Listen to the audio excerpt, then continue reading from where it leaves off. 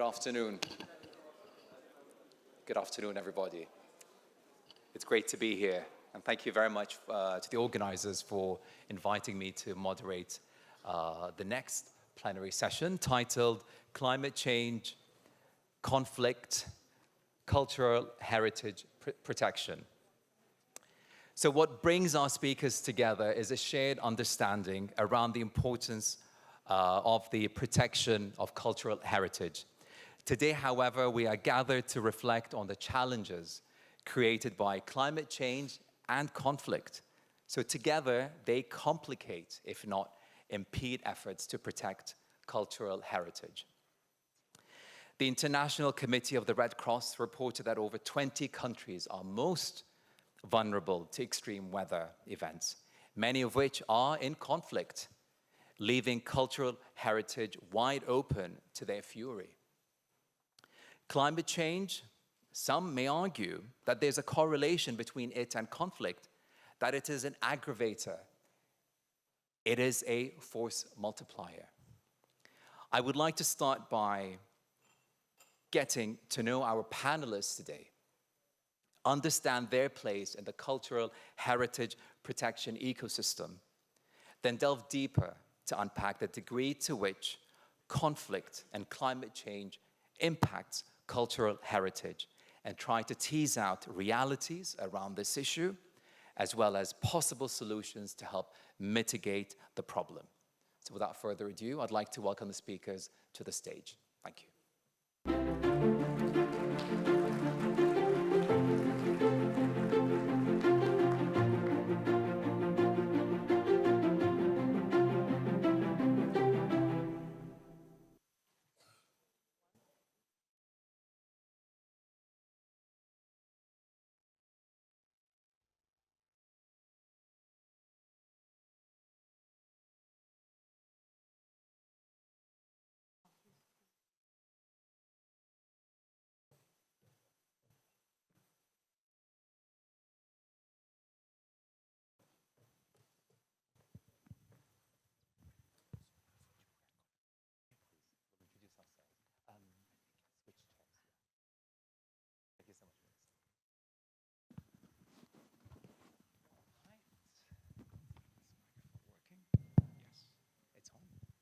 Fantastic. Well, thank you all for being here. It's great to have you all here. Thank you all for our fantastic audience as well, taking part in today's plenary session. So I'd like to just briefly introduce yourselves and tell us a bit about your work and your relationship with ALIPH.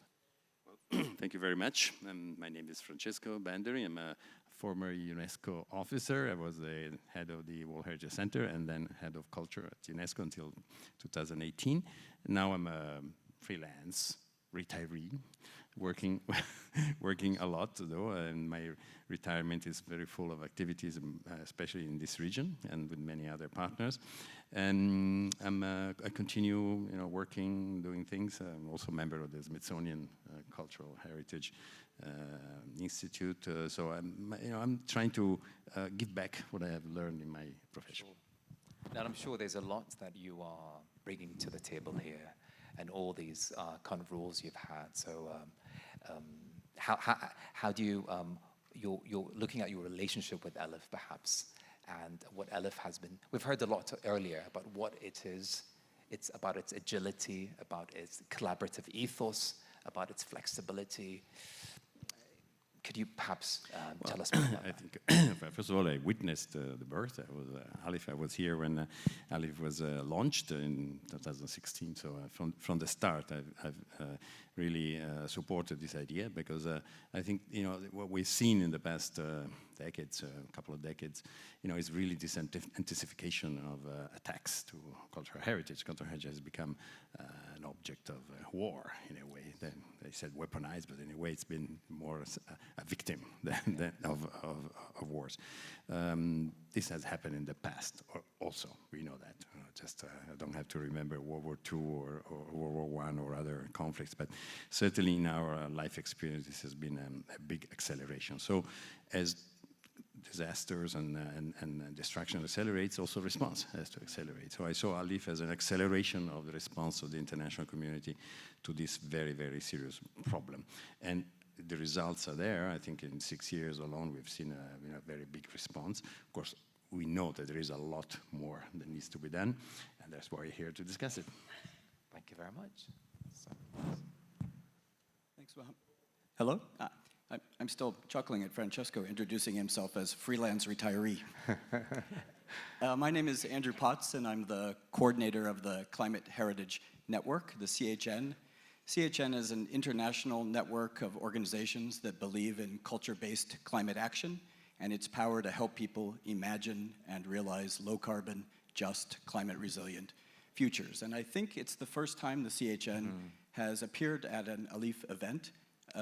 I think the opportunity and thank you for the opportunity. I think it comes from some joint work that we did last summer in Naples at the meeting of ministers of culture of the Mediterranean region. And if you look at the outcome document from Naples, there's some very good, innovative language there about the role of culture in peace and stability and security, but then linking that to climate action and to sustainable development and also to inclusive processes. And so that document is, I think, a nice testament to what happens when you start to curate this culture and conflict and climate conversation. And just to say one more thing about it, that language lived on because a few months later was the UN climate conference in Egypt, another Mediterranean country. And we and other partners took some of that language from Naples to Sharm el-Sheikh and succeeded in getting culture embedded in some of the decisions taken at COP27 in the cover decision, the first time the word cultural heritage ever appeared in a COP cover decision, and also in the new framework to develop a global goal on adaptation. We didn't get comprehensive treatment of culture by the UN Climate Agency. That will have to wait for Dubai in December and COP28. Yes. But it really showed a hunger and a need for work at this intersection of culture and climate, exactly the kind of conversation that we're having just now. I think a lot can be said here about these multilateral organizations or platforms, such as COP, for example, where perhaps it can invite and allow such conversations to be held. And maybe you can talk later and look at if there's any change since COP27, looking ahead towards this year's COP28 here in the UAE. Yeah, of course. All right, sir. Donc, mon nom est Thierry Geoffroy, je suis architecte de formation. Je travaille dans le domaine. Thierry Geoffroy, scientific director. I work with UNESCO since 1980s, so more than 30 years of experience in this sector. Maybe I am not anymore much in the field since I work in the lab of research at the School of Architecture, but I still specialize in this domain. But my relationships with ALIPH as an international expert since 2012. I worked on the protection of this small document that you have produced for the army as a counter-attack. And from 2013 to 2016, work has been done in the reconstruction with my colleagues here, Sidibé, Olaido Kulabi, Oldolai Lisei, that also took part in this work. So I was invited to take part in the initiative of launching ALIPH. We have seen this experience that happened, and this work also we've had at UNESCO Mali. We continued. I participated in the formation of the document that was submitted for Gao, and also I took part in the expert mission. So these are some new things that we've been discussing today, and we want to maybe have a more broader research on it. We want to use all the works to enter into deep study and reconstitute them. Obviously, working on the ground in a sense, that's where you bring that research and knowledge to the table to policymakers and other decision makers. Alors, la grande spécialité, The speciality of Crater is the work on the field. When we say action, action, action, I think it has always been the nature of the organization in which I work. And it has a double mission, an association since 1901 that works on this field. So it's nice to have a double entity and have real work in the field to be enshrined in the field and teach it as a teaching material and at the academic level. So it's a nice thing to do. My name is Melissa Grunland. I'm a journalist and I cover cultural heritage. I covered the first conference in the Emirates Palace. I think I've interviewed many of you in the audience, some of you many times. And one of the things I found when I was reporting on cultural heritage is that conflict generates headlines, but often people were saying our biggest problem is not conflict or not post-conflict reconstruction, but actually climate change and these kind of inexorable, daily, unstoppable degradations of salinity or desertification or the many other ways that climate change is impacting on cultural heritage. And one of the great things of working with ALIPH as a journalist is that you can say, I'm working with ALIPH. You know, they're not, I'm not trying to get information from them. They're really collaborative, even for people like journalists who are sometimes perceived as being on the other side, you know, adversarial in a sense. So I called Sandra and I said, you know, I keep hearing this, I keep hearing cultural, and climate change is impacting on cultural heritage. Who are you working with? Are you hearing this? What projects are you working in this environment? And she sent me a list immediately of people that she had been speaking to about it, different projects where that had been a small concern, but they were also hearing that it was a larger concern. So I put together a huge body of research, and it's a subject that I'm continuing to cover, but in terms of the relation to ALIPH, you know, that is one of the great things, even from the journalist side, that they're so responsive and collaborative. Thank you for that, Melissa. And maybe you can tell us something about maybe the role of media in general, and when it comes to looking at observing, you know, recording, reporting on, but kind of highlighting the challenges that cultural heritage face these days. Oh, I mean, how long do you have? The role of media is very tricky because, you know, there aren't many places that will give sustained coverage to cultural heritage. I think that a lot of it is headline-driven or press release-driven. You know, there's been a new, you know, like the drying marshes in Iraq have uncovered a new temple complex. But actually, what you really need are sustained publications that support sustained inquiries by journalists who can know the field, can see new things that are coming in, can synthesize different problems. And so I think, you know, media is perpetually in crisis. My whole career, media has been in crisis. But I think in terms of cultural heritage, this crisis is really problematic because you really lack a lot of specialists who are able to kind of synthesize the material and all the amazing work that all you guys are doing. Thank you. We have one other panelist who will not be joining us here in person, but has prepared a video for us. His name is Mr. Mohammed Omar. He's the founder of Mosul Eye in Iraq. And do forgive us if the video is a little bit not in its best shape, but hopefully the substance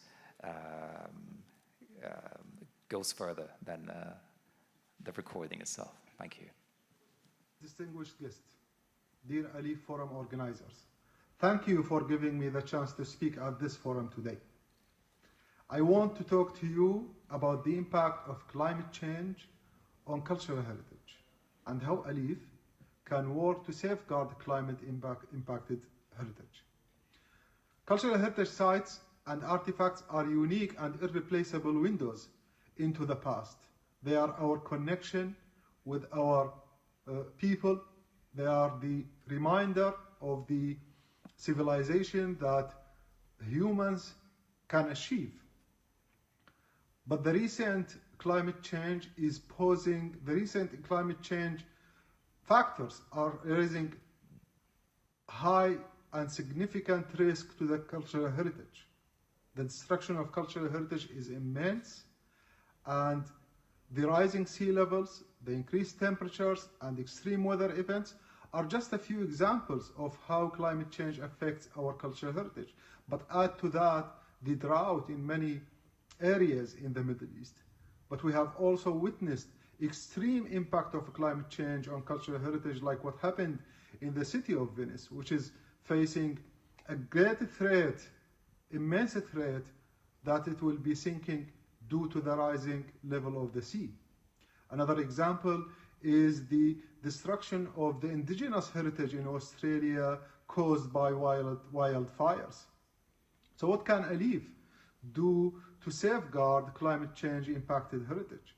The foundation can work with communities and governments to develop and implement strategies to mitigate the effects of climate change on cultural heritage. This can include protecting cultural heritage from flooding and erosion, developing sustainable tourism strategies, and working with indigenous people to preserve their cultural heritage. We can also work to raise awareness about the importance of cultural heritage and the impact of climate change on these resources.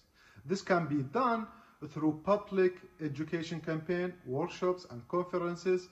By raising awareness of these issues, the Foundation can help mobilize support for protecting and preserving cultural heritage. In addition, ALIPH can work to provide funding for research into new technologies and approaches to preservation of cultural heritage in the face of climate change. For example, research into new materials and construction techniques could help to develop a more resilient and sustainable infrastructure for cultural heritage.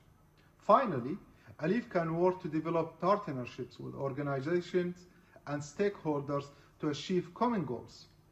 By working together, we can leverage our collective resources and expertise to achieve a more significant impact in protecting and preserving our cultural heritage. Together, we can ensure that our culture continue to be a source of pride and inspiration for future generations. Thanks. Thank you for that. Mohammed did talk about the current situation as well as put forward a few ideas of how particularly ALIPH can help in terms of protecting cultural heritage. We will talk about that later, perhaps towards the end of our discussion today, some of your ideas and thoughts from your experience. But for now, let's look at the landscape, go a little bit deeper. Francesco, could you unpack the landscape today? And I think let's use that 6-year time frame, because I know we could go back a century, but why 6 years? Yes, it's the inception of ALIPH, but also the region has gone through a lot of changes in terms of taking leadership on many issues. So let's use that time frame. Thank you. Well, let's talk about things that are very complex. Climate change is complex. Conflict are complex. You put them together, they're complex square. It's really difficult. But at the same time, let's also see that this is not a new issue. This is a relationship between climate change and conflict has accompanied the history of humanity since the beginning. You know that today historians and paleohistorians understand that the extinction of Neanderthals was, a product of climate change because of the glaciation, the ice age. The Homo sapiens, extinguished the Neanderthals. And just to stay in the region, the saga of Gilgamesh is a story of a war between the people of the plains and the people of the mountains. Because when Gilgamesh goes to the cedar forest, he goes to Lebanon, finding trees that had been, had disappeared from, from the plains. And on and on. The Mahabharata, again, it's a story of a war between, all linked to climate change. So, something that is not really old. We have to understand that, otherwise we think it's a new thing. We have to learn also from the past. And most of the civilization collapses that we have seen in the history are linked to that. Roman Empire collapsed because of that. Even the great European expansion in the world in the 19th, 20th century is linked to climate change. We had a cold period, in Europe that pushed people out. So let's see. This is now how this can, we have to deal with this is something that is perhaps we have to look at modern things, because in the past 100 years we didn't have these problems, and there was no climate tragedy in the past 100 years. And now we are going into a new phase, and the issue is essentially one: it's the vulnerability. Talk about heritage now. Vulnerability of heritage. This issue of vulnerability is not just for heritage, and in fact, those who deal mostly with this issue are the military. Military are the ones that study climate change more than anybody else. We haven't done it yet. Heritage people have not studied yet climate heritage impacts, especially in connection with conflicts. But if you look at the models that the military do, it's very interesting, because we should do the same thing. There is a model done by the US Department of Defense. It's called ACTOR, which reads analysis of complex threats for operation and readiness. Okay? This model looks at where is the potential for conflicts linked to climate change. Some of them are also not far from here, and there could be impacts, important impacts linked to sea level rise, desertification, lack of resources. Water is a big issue. We haven't done it yet. I think perhaps if I can offer Valérie's suggestion, this is an area that we should explore more. We should develop a similar model, a model that looks at vulnerability of heritage linked to this connection between climate change and conflicts. It's possible because we know already what are the predicted impacts of climate heritage, or climate changes in the coming centuries and so on. I think it could be very interesting, and maybe we could do it as a consortium of actors, to develop a model that looks at the potential risks, because then we can prevent. We can sort of, or at least give directions. As for the region is vulnerable. You have processes linked to sea level rise that might threaten places like Bahrain or here. You have processes like desertification. There is desertification of the desert. It's an effect of climate change, because desert is a desert, but it has water. Desertification of the desert means that you have no water in the desert. So things like that, we have to take the facts. I think Andrew has studied more than anybody else, these things. Take the facts, take the connection with the potential conflicts and link to short-term disasters are short-term, and long-term impacts, migrations and other mobility induced by climate change. And let's identify where we need to do prevention. Because I always think in terms of acronym. I have actually the acronym for this model. It's called Advanced Long-Term Identification for the Protection of Heritage, and it reads ALIPH. ALIPH. Oh, wonderful.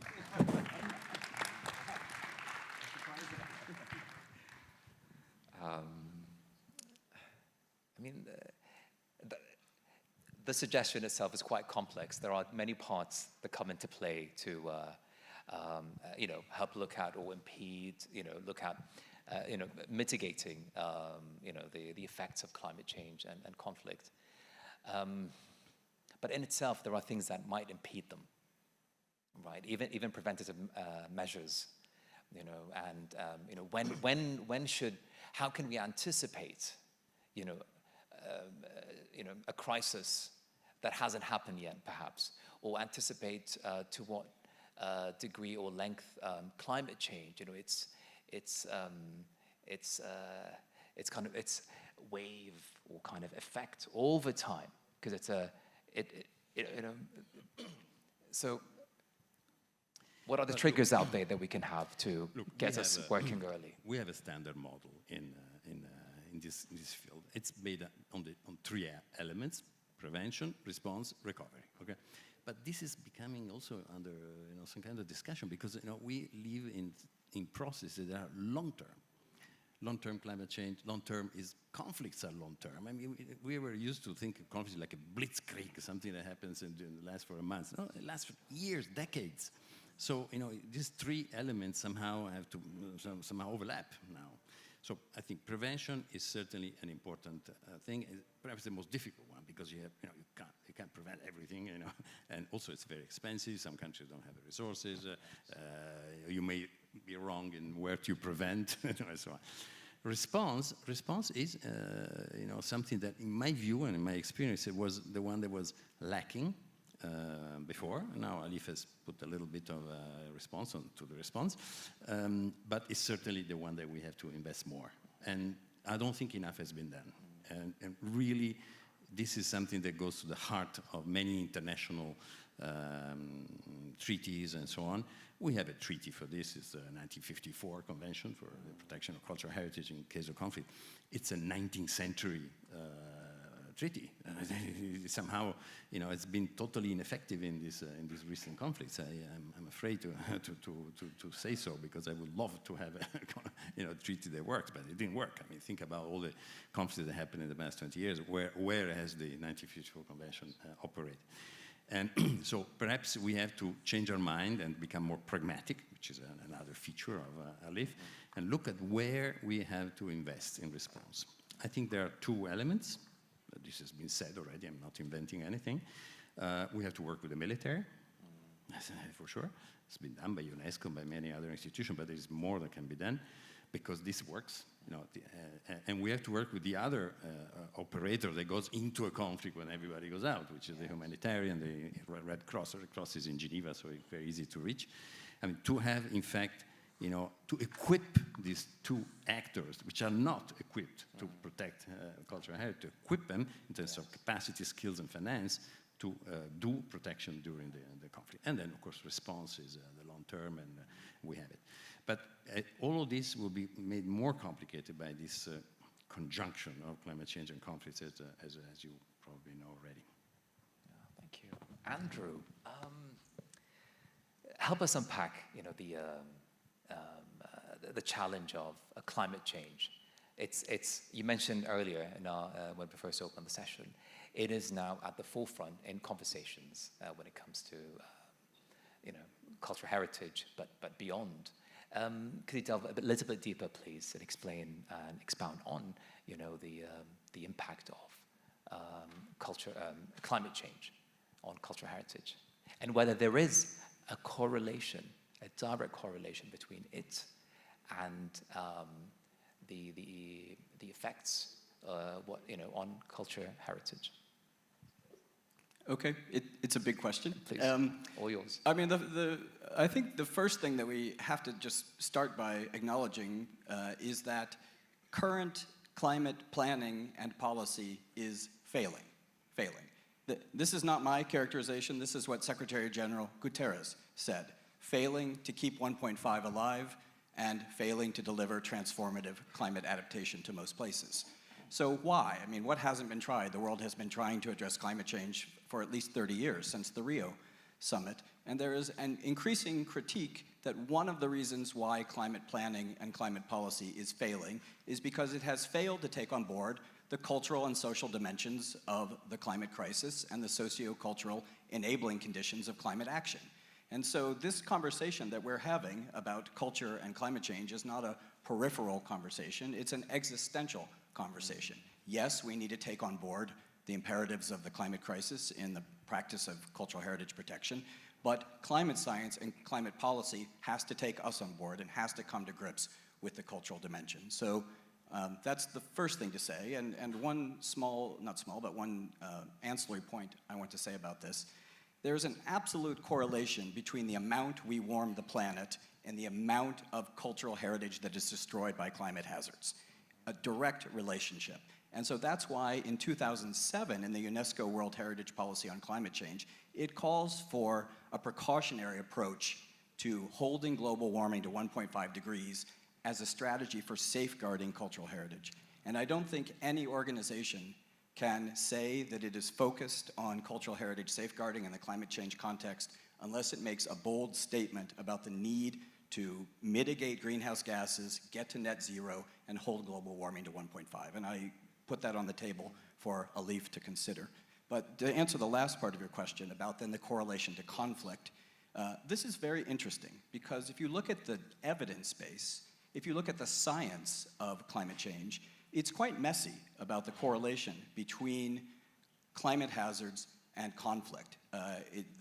The IPCC, the climate science report in the AR6 cycle from last year has a very weak statement about the causality between climate impacts and conflict, and the data is just messy.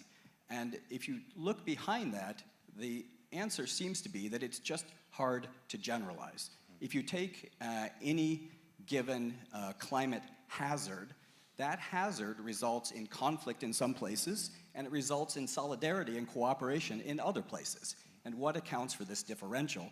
And what accounts for the differential is different social and economic and political systems in which people are experiencing these phenomenon.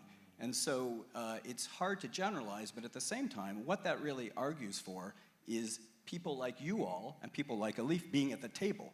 If you can't understand the intersection of climate and conflict without understanding the cultural context in which it's occurring, then I would think that argues for having local traditional knowledge carriers, culture advocates, climate experts at the table in climate policy and planning. And so I think there's a very clear case for this intervention to be happening.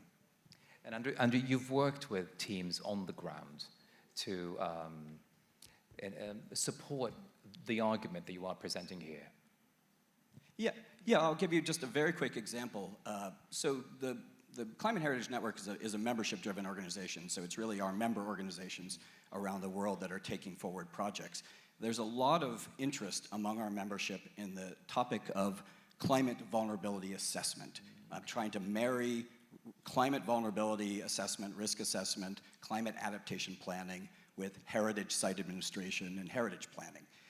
And that includes in the conflict context. And so there was an interest among some of our members to look at, can you apply existing climate vulnerability assessment methodologies to heritage site that is also experiencing conflict? And some of our members in Nigeria volunteered to take the lead on that. We secured some funding from the UK government, and this was done at the Sukur cultural landscape in Nigeria, near the Nigeria-Cameroon border, which is on the front lines of climate impacts like desertification, but also in the wake of the Boko Haram insurgency. And so they downscaled climate models, they tried to apply climate hazards, determine the impacts on both the attributes and the values of this World Heritage landscape, but then take account of the conflict dimension as well and see if they could assess vulnerability. And what proved to be the case was that it was just incredibly difficult. It was difficult to take on board cascading, compounding risk factors like conflict and also very closely related migration and displacement, and determine the trajectory of impacts on the heritage and what adaptation measures should be taken. And I guess that's not a particularly sexy revelation to share with you, but what it did very strongly reinforce is an ethic that we have at the CHN, which is that we in culture can't and shouldn't try to figure out climate change in a culture silo. We really need to embed ourselves in the broader world of climate policy and climate science. And I would say this to anybody who is contemplating work in this area. We need to embed ourselves in existing climate policy and climate science work, and as I alluded to earlier, they need us also. Thank you for that, Andrew. So Thierry.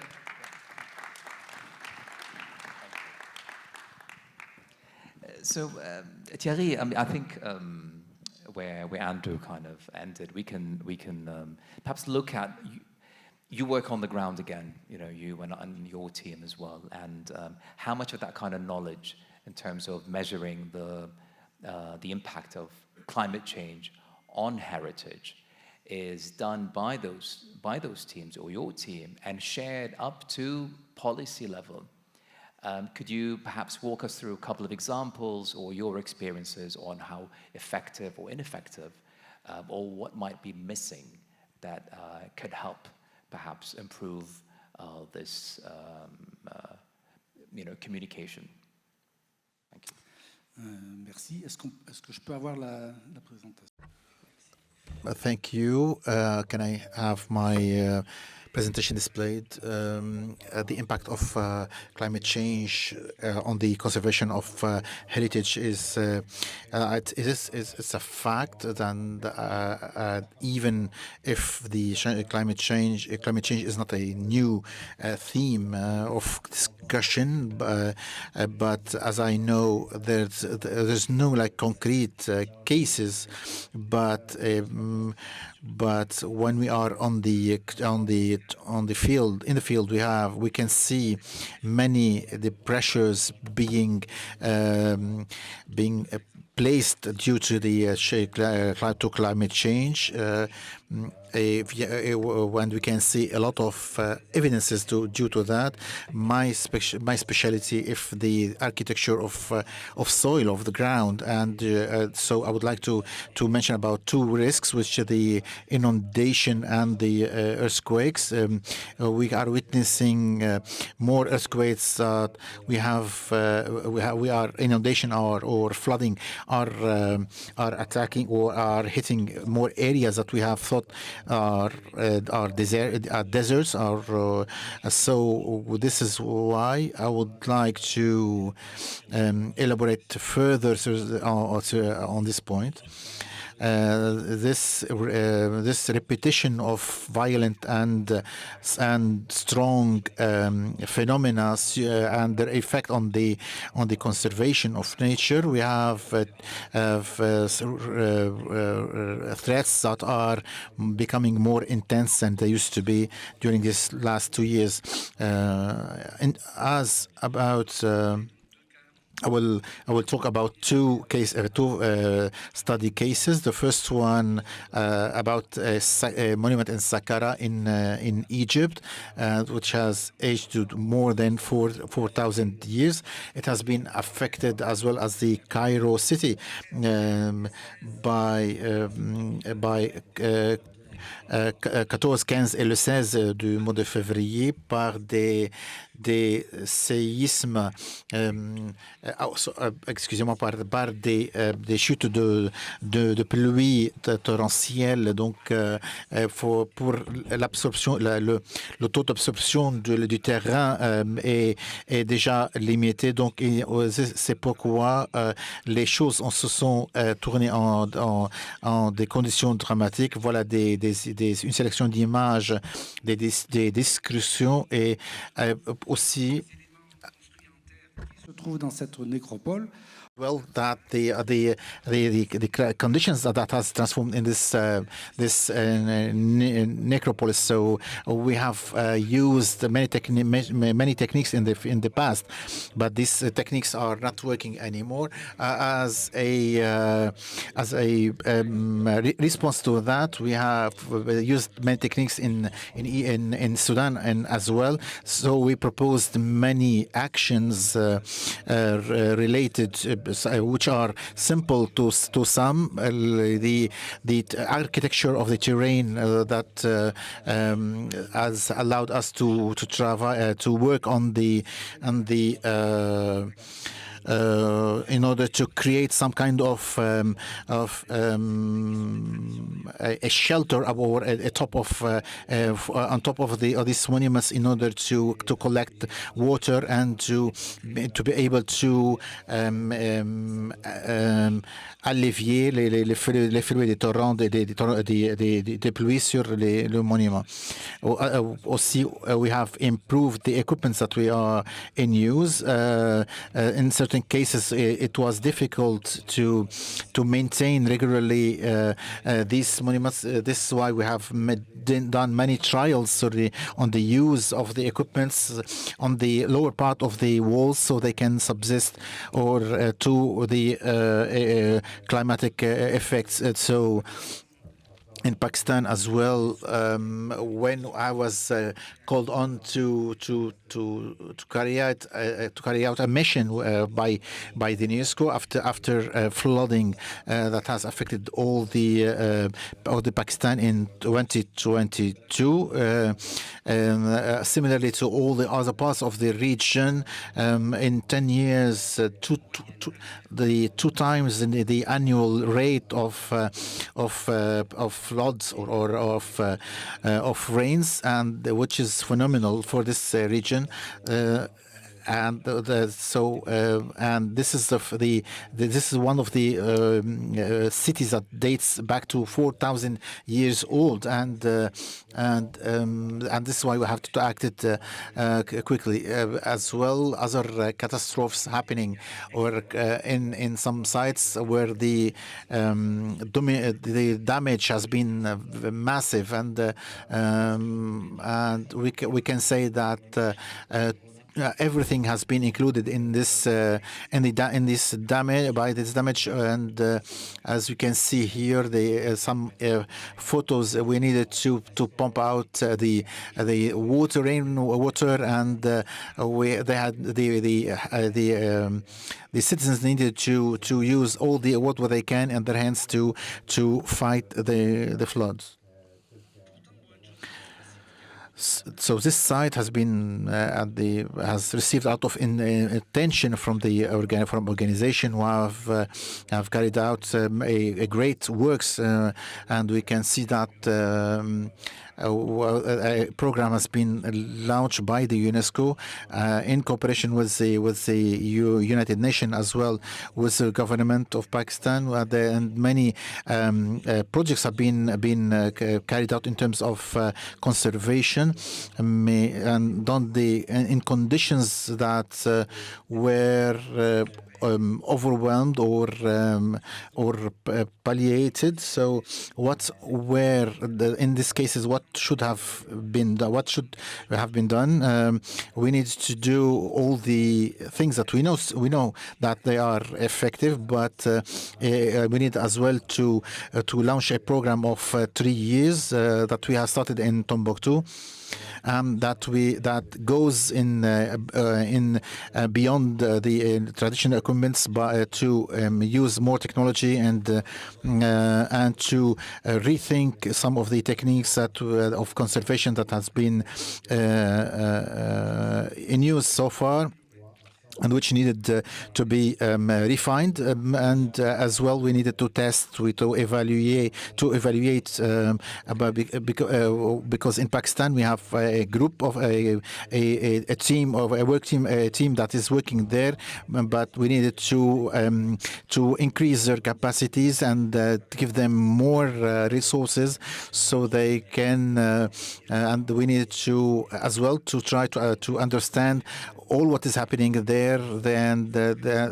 So we needed further action on these points, better understanding, not to construct this or to restore very quickly.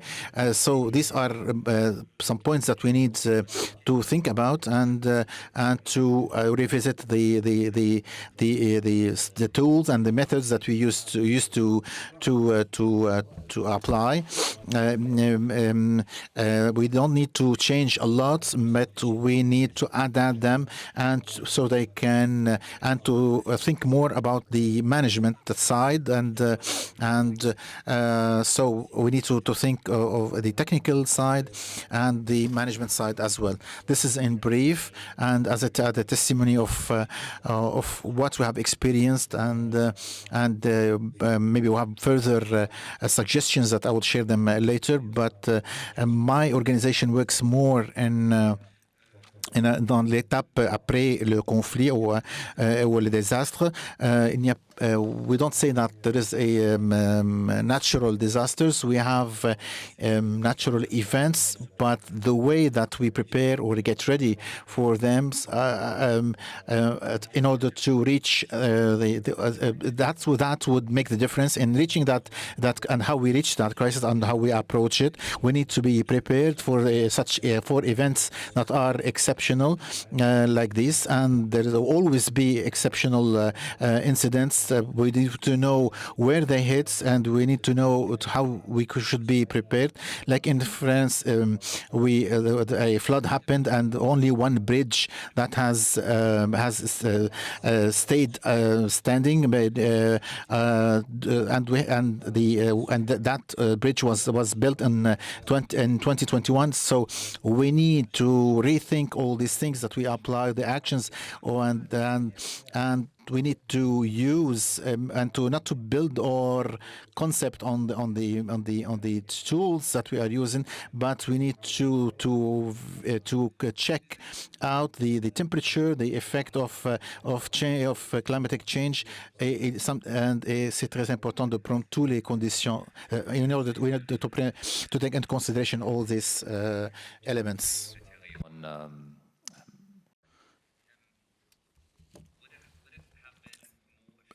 Est-ce que ce sera plus effectif en répondant à votre appel, peut-être d'avoir plus de soutien et plus de ressources, et si l'approche était différente ou les systèmes étaient différents?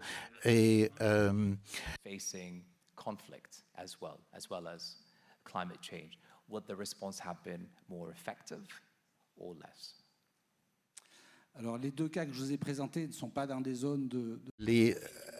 The cases that I already mentioned doesn't happen necessarily in areas of conflict, but they can take place in other as well areas.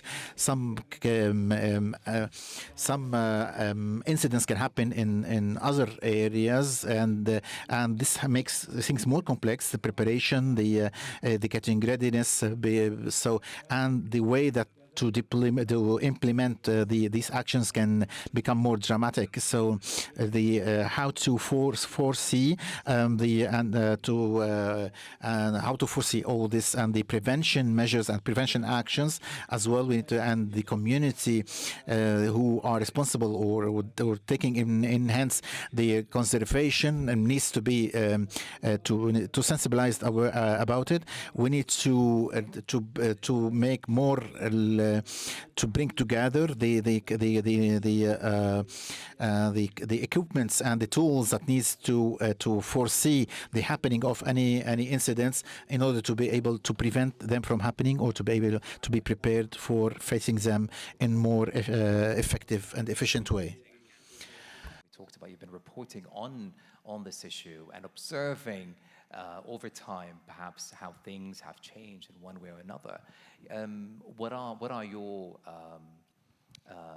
deductions, perhaps, on that scene? Well, one thing I just want to pick up on what Andrew and Thierry were saying. It's true that the question of the causation between climate change and cultural heritage disaster is something that is, messy and complex, as you say.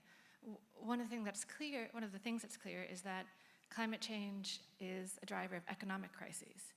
And these economic crises become a force multiplier when we're trying to help climate change. So for example, if we think of Agadez, we have the representative from Agadez in the audience today. These mud brick techniques of shoring up and kind of renewing the walls of the mud brick mausoleums and mosques and houses, the people who have that knowledge, that cultural knowledge, they are fleeing Niger because they have to, there's no job prospects, there's conflict, it's an unstable place to be. And they're taking with them that indigenous knowledge, that ancestral cultural knowledge, and they're going, they're going to Canada, they're going to the US. So that means that part of the work, as we saw in the presentation of ALIPH, is not putting the mud back on the mud brick, but teaching a whole new generation of people, because that knowledge has been lost because of the economic crisis, which is itself something that came from climate change. So that's the messy and complex way that if we think of, the paradigm of prevent and restore, climate change is difficult in the prevent. It hurts in the prevent section because we can't prevent it.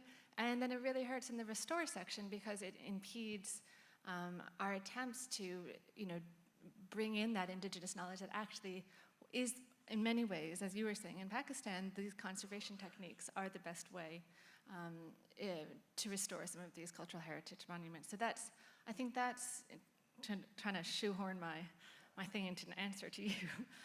Just to that point, Melissa, also it seems there's a connection between the bricks and mud with the people when it comes to identity. We've seen that video earlier. The man was heartbroken, obviously, by what has happened to his town. Yeah, I mean, that's, I think someone in the previous panel said it's people, people, people, and that's what we're learning. And I think, in a more direct answer to your question, what I have really seen and what has been most interesting is that, I think, I forget who it was, maybe it was even on this panel, my brain is melting. Let's say last century we thought of cultural heritage as archaeological sites, bricks and mortar really. And then in the early 2000s we had a shift to intangible cultural heritage, rituals, music, handicrafts. And it was really telling to me that Dr. Westerman on the talk this morning said, can we even distinguish between tangible and intangible cultural heritage? That's so embedded in us in thinking around cultural heritage that we don't think of them as separate.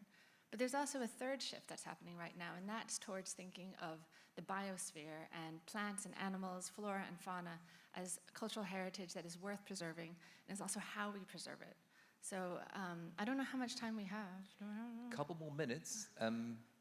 I'll go real quick. We'll leave another round for final words, but also solutions, perhaps. And I know we touched on them, but no, please, Melissa. Well, I'll trade my solution for this. No, because I wanted to raise another, talk to you. I guess the lens we choose to look at the problem, whether consciously or subconsciously, kind of shapes our understanding of, what constitutes and defines a cultural heritage. So. Yeah, exactly. So I think that's this question of the definition of cultural heritage is changing, and it's changing in multifaceted ways. So I want to bring up as an example, to make this a bit more concrete, a project that ALIPH is supporting in the Swat Valley, and it's led by Luca Maria Olivieri. So if he's here, this is your project. I'm just repeating it. But what's interesting to me is it's a temple complex in the Swat Valley in northern Pakistan. And it's temples and administrative buildings that's on top of a hillside. And the hillside is eroding. And the area, which dates to 3rd century BC, was really important because it allowed for double crop cultivation. So you had a crop in the summer and you had a crop in the autumn, which meant that the people of this valley were creating about 3 times as much grain and as much crops as they needed to feed their own population of about 300,000. So it developed into a major trading center, and then it became very wealthy. They built the temple complex, and they became a really important trading post. Now, what is interesting to me about this research is that it's bringing in this knowledge of how humans managed the flora and fauna, managed the plant crop. So the importance of their contributions is that they were able to work with the land to have double crop cultivation. So even that, you see this understanding of management of the land entering into our thought process of what's important to understand about the past.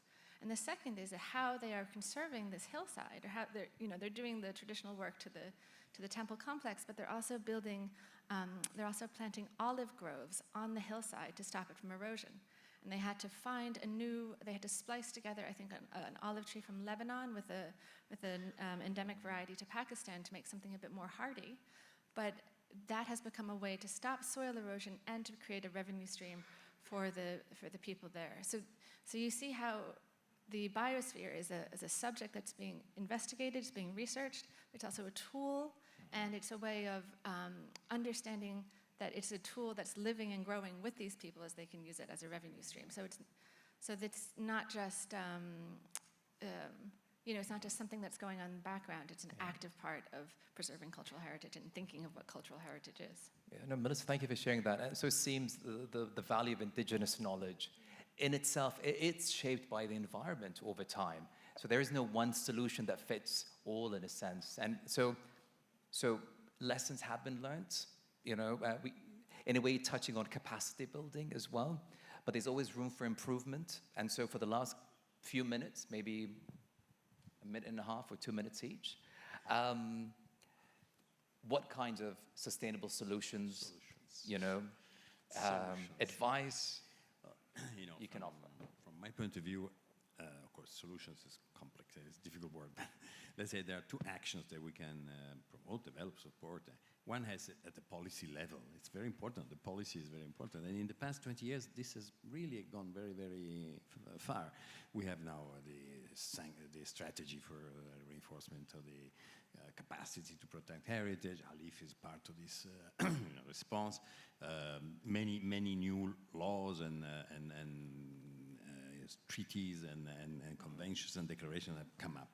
Even in the climate change. Now, this year, the World Heritage Convention, which will meet here in the region in Saudi Arabia in September, will adopt, after 15 years, after the previous policy, there will be a new policy document, which will be very, very important on climate change. You know, everything has been analyzed, impacts, awareness, responses, and so on. So I think it's, although unfortunately half of the discussion that I follow went onto the CBDRRC. Do you know what the CBDRRC is?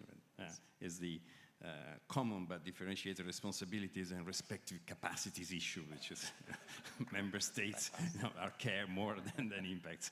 Anyway, so we have to swallow this, yes. But I think the World Heritage will actually lead the way to a new approach, and this is very, very important. The policy is very important. Yes. And then we have to look at the action. I mean, the implementation, and this is made up of long, complex initiatives, training, response, preparation, risk preparedness, and so on, things that we know already, but they have to be extended. What's very important, and I close with this, we have to lift up the issue of heritage and culture in the international agenda. It's not very high at the moment, but we should lift it up because then it will become an object of bigger policies, SDGs and everything. Yes. Well, thank you for that. Andrew? Well, we are increasingly seeing cultural heritage organizations take on board the imperatives of the climate emergency. The decision of the European Union to fund a new heritage hub that will have climate change as a transversal focus is an example. The focus on climate change in the World Monuments Fund watch list is an example. I think it would be very, very valuable if ALIPH continued its expansion into this area as well, bringing their ethos of action. And there's a lot of areas where action is needed, but I want to just conclude by talking about this idea of prevention. And of course, it is difficult for any one organization to prevent climate hazards from happening, although everybody needs to support decarbonization, as I said. But not every climate hazard needs to result in a disaster or in conflict. And I mentioned at the outset, some climate shocks trigger cooperation, the same climate shock in another place triggers conflict. And what is the differential? And this needs more study, but I think you will find culture. Culture and cultural resilience is often behind the scenes in where shocks result in conflict and where they don't. And so what are some dimensions of this resilience? When I list them, you'll immediately hear elements of ALIPH's existing program. So places where diverse knowledge systems are valorized are more resilient. Places where local capacities and local knowledge and local materials are effective are more resilient. And so I guess what I would suggest is that we focus on what are the cultural conditions that prevent climate hazards from resulting in more conflict, and we try to be more intentional about building those elements into our programs and emphasizing that work in what we do. Thank you very much. Thierry, je ne sais pas si on peut remettre les slides. Pour moi, cette question de prévention qui est très importante, c'est quelque chose qui est pas nouveau. Depuis les années 80, on travaille avec ICROP sur ces questions de conservation préventive et c'est quelque chose qui, moi, m'a beaucoup intéressé parce que c'est aussi une question d'économie et je crois qu'aujourd'hui, on parle aussi de changement climatique, c'est aussi une question d'économie, de moyens, économie d'un peu tout. Et si on peut trouver des solutions simples et prévenir. it involves the actions, the economy of in many ways, and it's still a problem in the word of conservation, and we to which we can apply what is before the conflict and what is after the conflict. And in Bamako, in Mali, we have already, as in the summit that has been held there, we have discussed about the prevention, and we have talked about put the accent on the importance of the follow-up and the tracking actions that we need to ensure. And when we talk about the climate changing, it is very important because we have challenges that are extreme sometimes, and what we need to do is to understand further the consequences and the procedures that we need to act upon in order and we need to put on the table more recommendations that goes in pair with the evolution of these challenges and these threats. And the quantification and the qualification is very important at this level. As another lesson that I have learned is that when we have distractions, where there is a lot of information that we need to know.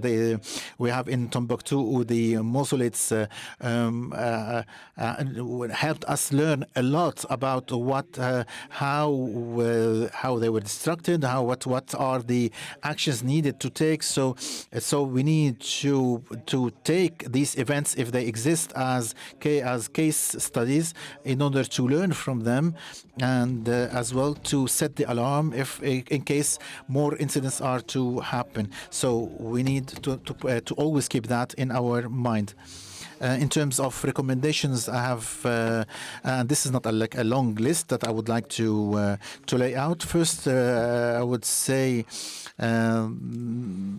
that not only to think about reconstruction, but as well to take into consideration the threats and to be able to anticipate them, and as well to see some disorganization as well is needed in some cases.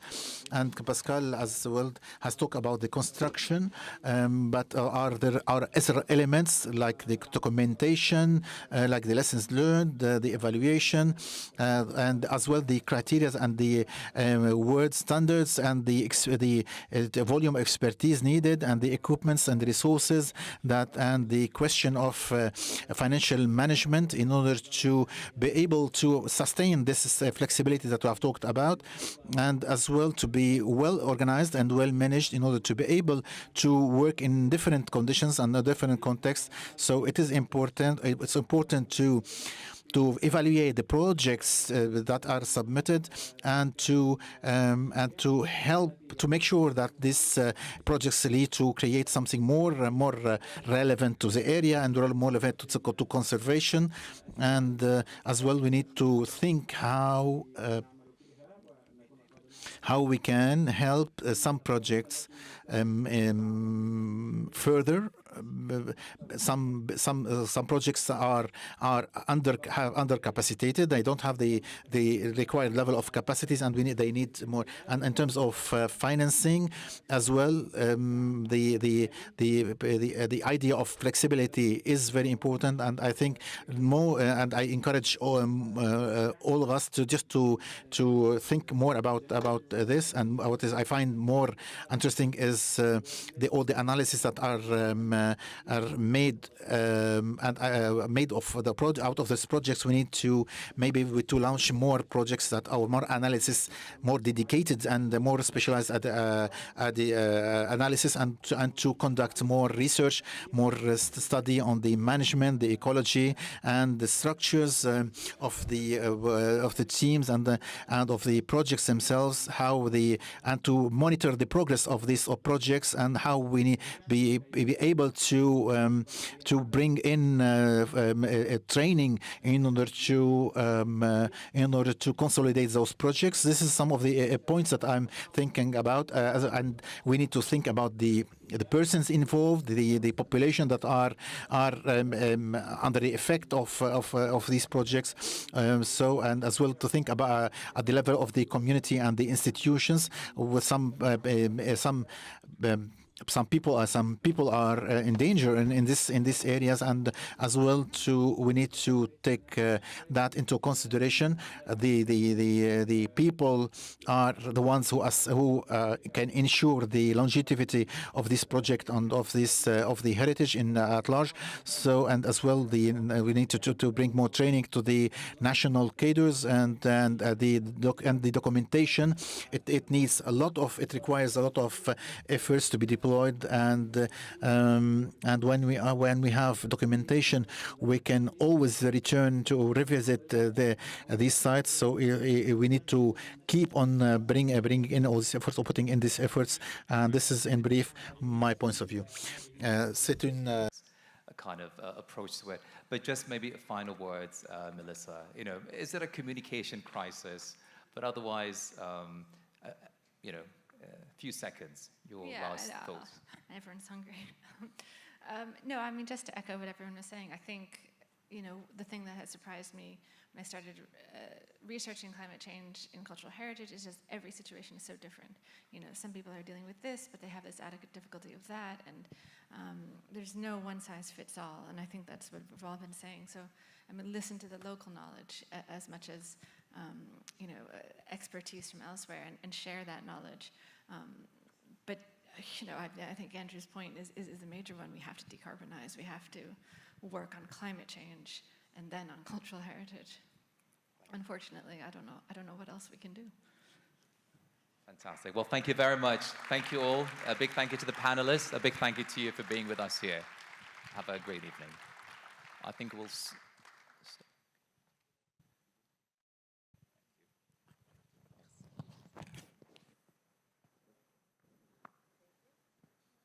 Thank you. Thank you. Yeah, it works. Okay, sorry. Thank you. Thank you very much for the great plenary discussion. We are about to have our lunch break. Just a couple of short announcements.